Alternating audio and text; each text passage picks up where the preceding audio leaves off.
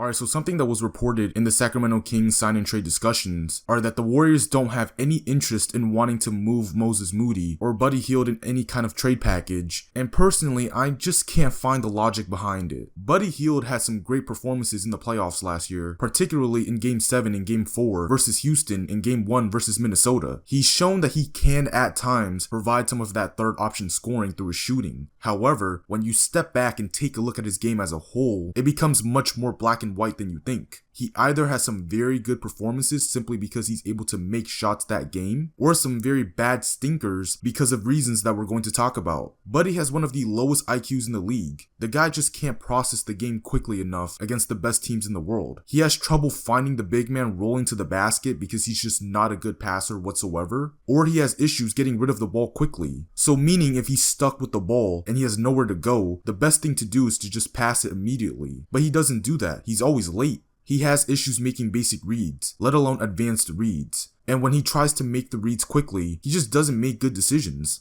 Like he'll pass the ball to guys that aren't even there, or he'll pass the ball too early, and this happens a lot in transition. He'll sprint with the ball quickly up the court and try to get rid of it quickly, and he'll just turn the ball over. He has so many plays where it's like, yo, what are you even doing? Like those type of plays, he just has too many of them. Like in the playoffs, he was blatantly throwing the ball away. So that's the first issue. He gets so sped up that the passing reads are either too late or too early. The second thing is he just can't dribble. Not a ball handler whatsoever, which we already knew this. He's a straight off-ball player, but every time Buddy dribbles, it just feels like he's either going to get picked or he's going to get nowhere with the ball. Like there was a play against Steven Adams where he was trying to size him up and cross him over, and Adams picked him. I mean, how do you get picked by Steven Adams? It was so bad that Jimmy had to tell Buddy in his press conference to stop dribbling. That's how bad it was. And Buddy's not even a good off-ball player either. Buddy is fast, so you'll see him sprint into actions, which is good, but he doesn't know how to change directions off the ball. If someone denies you coming off the screen, you gotta cut back door, but he can't do that. He'll let his defender eat up all his space and take him out of the play altogether. Now Moody kind of falls under the same umbrella as Buddy, except Moody is clearly a better defender, a better athlete, and a bigger player. You would definitely feel much more comfortable having Moody guard the other team's best player and relying on his size and underrated vertical athleticism. Like Moody is a sleeper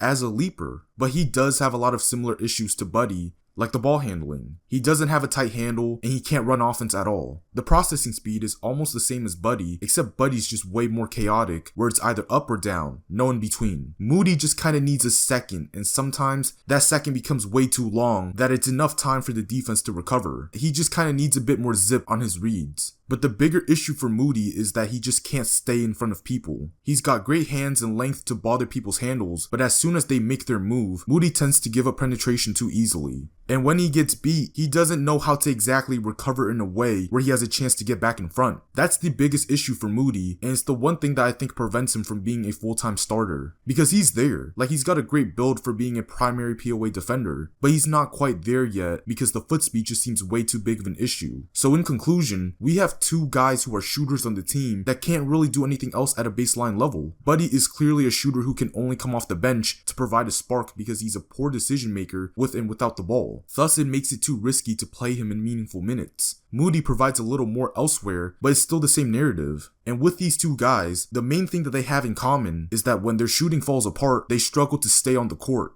A lot of great shooters, when they can't make shots, if they're more than just a shooter, you'll quickly be able to see it because they'll be able to stay on the court despite them not being able to make shots. But when Buddy's not making shots, Steve Kerr usually benches him because he literally can't do anything elsewhere. He plays hard, but he can't exist on the floor tactically. Moses Moody played himself out of the Houston series and also out of the second round because he couldn't shoot. Yes, I know he had an injury, which could definitely affect his shooting, but that's not what I'm here to talk about. I'm here to say that Moody is supposed to be a starter, but he struggles to keep that job because once he can't make shots, he also can't stay on the floor. Like he was virtually unplayable in the playoffs. So if you have two guys that are essentially in the same spot, shooters who can't provide elsewhere because of their own issues, why are you making these guys untouchable in trade discussions? They didn't play well enough to warrant that level of job security. A couple of good performances does not make you untouchable in exchange for a player like Malik Monk or any other more talented guards. You're trading one or both dudes who are not NBA starters for a guy who is, and you turn it down. Like sure, I get not wanting to move off Moody because he's still a young player, he still has more to offer, but again, untouchable, like I just don't get it. Like it makes no sense at all.